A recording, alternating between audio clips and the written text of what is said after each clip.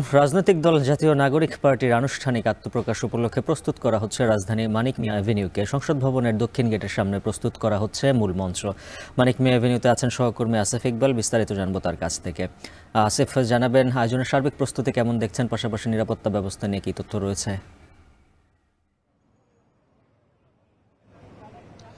উজ্জ্বল, যেমনটি বলছিলেন, রাজধানী মানিক মিয়া এভিনিউকে প্রস্তুত করা হচ্ছে কিন্তু কালকের আত্মপ্রকাশ অনুষ্ঠানটির জন্য। আত্মপ্রকাশ হবে নতুন রাজনৈতিক দল জাতীয় নাগরিক পার্টির। আসলে এই নতুন দলটির আত্মপ্রকাশ উপলক্ষে কিন্তু এই রাত থেকেই আমরা দেখছি যে এখানে মঞ্চ তৈরি থেকে শুরু করে যাবতীয় কর্মকাণ্ডগুলো কিন্তু হচ্ছে এবং এখানকার যারা আছেন তারা বলছেন যে আগামীকাল সকালের মধ্যেই আসলে এখানে সার্বিক প্রস্তুতি বা সার্বিক আয়োজন শেষ হবে।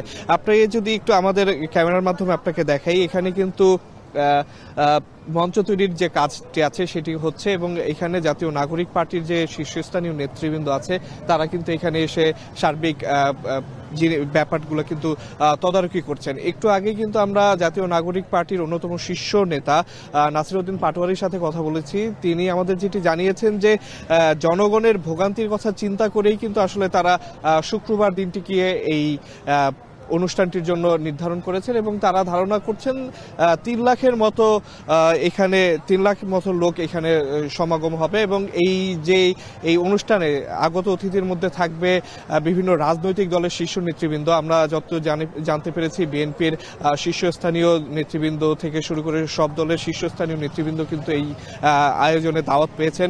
সেছাড়া দাওয়াত পেয়েছেন কিন্তু প্রধান উপদেষ্টাও।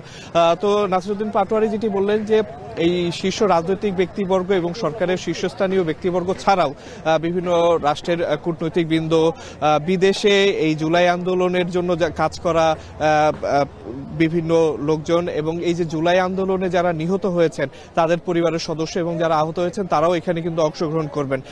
তাছাড়া নাসিরউদ্দিন পাটোয়ারি আমাদের যেটি জানালেন যে এই জুলাই আন্দোলনে যারা অংশগ্রহণ করেছিলেন সব শ্রেণী পেশার মানুষ যারা আছেন তারা সবাই আসলে এই আয়োজনে অংশগ্রহণ করবেন এবং এই আয়োজনে তারা থাকবেন।